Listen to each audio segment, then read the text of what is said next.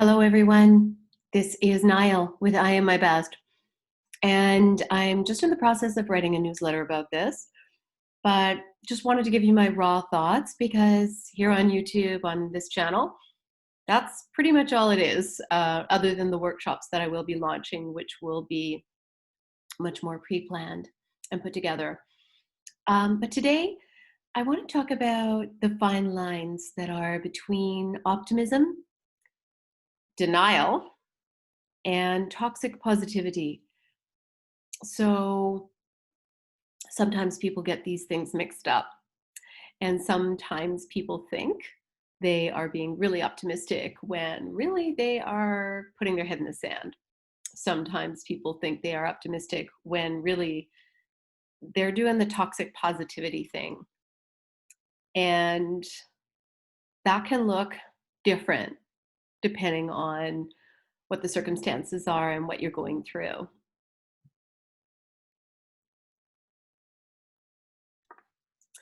So there's different ways that people express toxic positivity. It could be something like, why don't you just smile? Why are you frowning?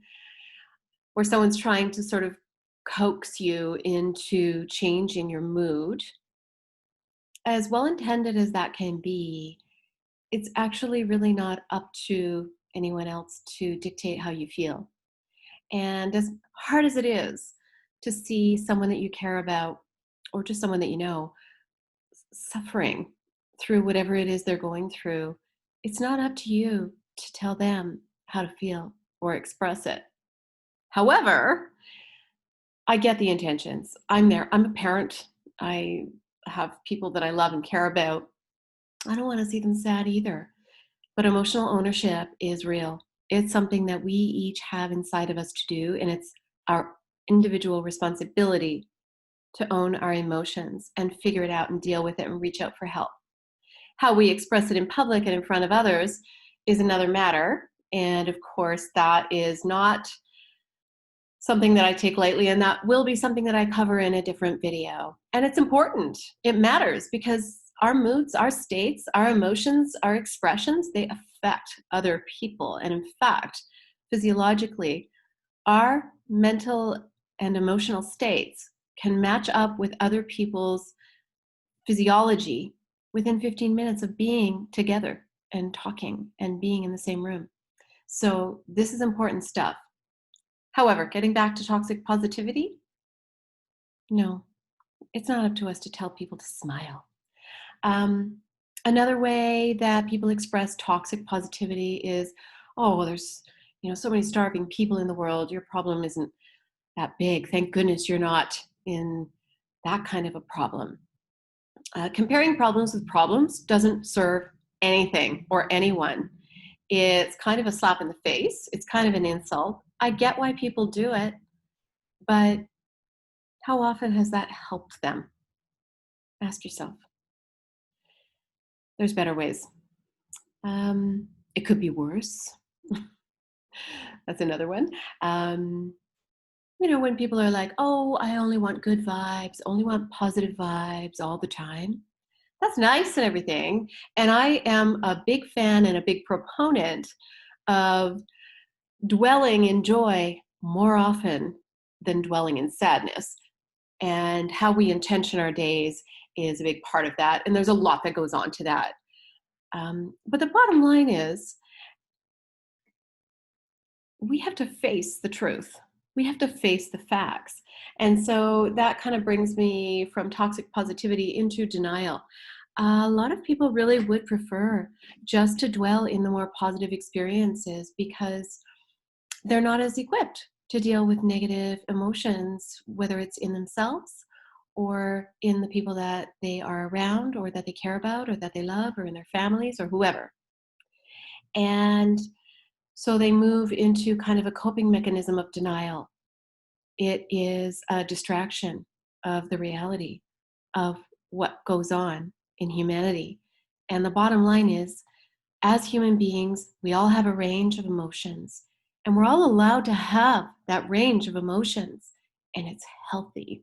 It's an expression of our experience of our lives. and better out than in.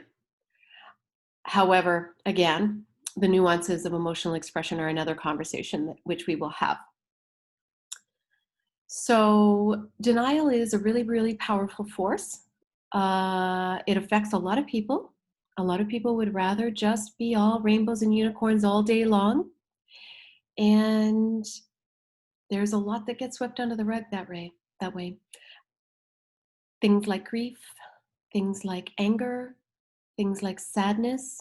Some people don't want to see tears or don't want to have tears. They don't want to feel grief of loss. They want to just distract themselves and move on and get busy and not have to deal. And that is not a way to live fully. So, moving on to optimism. Optimism is really a learnable skill. It is the belief that things are going to get better. It's a nice blend of being positive and being real, being capable of facing exactly what is through the lens that we are looking through. And if we want to be real, if we want to be in our power, and if we want to live authentically, it's okay to be optimistic in times of challenge, in times of difficulty, in times of sadness, and just experience the feelings that you experience in those moments, no matter how difficult it is. So, optimism is really something that takes work to embody. Not everyone starts out that way, depending on their childhood, depending on what got passed down through their DNA, depending on their life circumstances.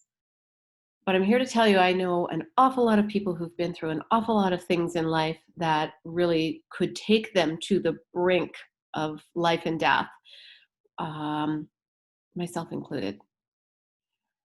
And optimism is what got every single one of them through. And we're going to talk a lot more about that as we move along. Optimism is one of the 15 elements that is measured in the emotional intelligence assessments that I do with clients that I coach. And it is such a workable skill. It is so important to face it head on and really understand it in ourselves and really help us be all that we can be. So, to the best of your ability, if you can start to face these fine differences between toxic positivity, between denial, and between optimism, you're doing good. Just take a look at it. Look inside yourself and see where you're at. I hope that you stay optimistic through these trying times that we're in now, through any challenges that you go through. And of course, you can always reach out to me at hello@IamMyBest.com. I'm a coach and I'm here for you. Thanks for listening, and I hope you have a great rest of your day. Bye.